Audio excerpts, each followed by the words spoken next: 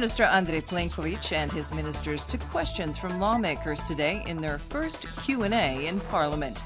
Responding to their queries, the Prime Minister said his government had not given up on the reform of the school curriculum. He said science and education were a priority and that the ruling majority wanted to reach a consensus on this issue. Asked about the arrest of Croatian veterans in Bosnia and Herzegovina, Plenković said that his government's policy was that every crime should be investigated and that every perpetrator should be brought to justice. However, he said, Croatia takes issue with the timing of the arrests and the selective approach taken by Bosnian prosecutors in prosecuting war crimes cases.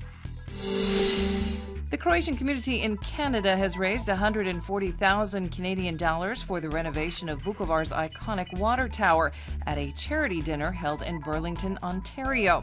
The dinner was attended by President Kolinda Grabar-Kitarović, the first Croatian top official to visit the Croat community in Canada in 25 years. The president thanked those in attendance for coming out in support of Croatian unity, and particularly the bond between Croatia and its diaspora. Agriculture Minister Tomislav Tolušić addressed today the issue of tainted foods on the Croatian market and what the government was doing about it in the wake of the recent discovery of salmonella in several products. In a radio interview, Tolušić said the ministry would make the details of its findings public soon. He also announced plans to step up food safety measures with new rules that would limit the time it takes for food served in schools, daycare, and police and army cafeterias to travel from farm to table to 48 hours. A major school union has decided to take the state to court over the government's 2006 promise to give educators a pay raise once the GDP starts growing at a rate of 2%.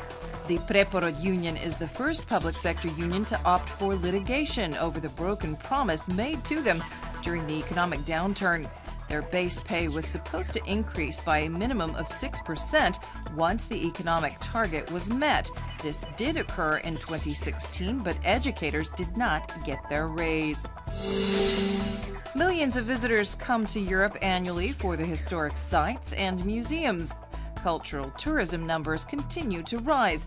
With its Baroque architecture, the northern Croatian town of Varaždin is hoping to take advantage of this trend. Varaždin already sees a solid number of visitors annually from Hungary, Slovenia, and Austria, but American tourists are also becoming more common. The town's museums and cemeteries see 50 to 60,000 visitors each year. Events like the Baroque Evenings Classical Music Festival and the Performing Arts, Crafts, and Food Festival, Spancirfest, are also big draws. Dinamo Zagreb lost to Lyon 1-0 at home last night in the UEFA Champions League. This was their fifth consecutive loss in Group H. Dinamo is last in the group with 0 points and no goals. Dinamo's campaign has ended, but they have one game left against Juventus, who defeated Sevilla 3-1 last night to advance to the round of 16. The Davis Cup final between Croatia and Argentina at the Zagreb Arena is only 2 days away.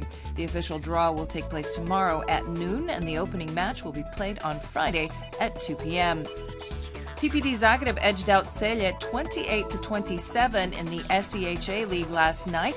Stipe Mandalini scored the winning goal in the final seconds of the game.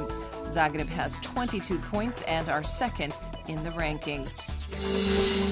Today's forecast calls for mostly sunny skies in the central, southern, and eastern parts of the country. It will be partly sunny elsewhere. The north coast and Gorski Kotar will see clouds and a chance of rain. There will be a light to moderate southeasterly wind on the coast. The day's highs will range from 15 to 20 degrees. Thursday's weather in the interior will be much like today's. However, Friday will bring clouds and occasional rain to most of the country. There is a chance of patchy fog in places. Daytime temperatures will cool off gradually. On the coast, it will be moderately to mostly cloudy with occasional rain, especially on Friday, when there is a chance of thunderstorms and heavier downpours. There will be a moderate to high southeasterly wind, shifting to a northwesterly on Saturday. Temperatures on the coast will also drop, especially from Friday on.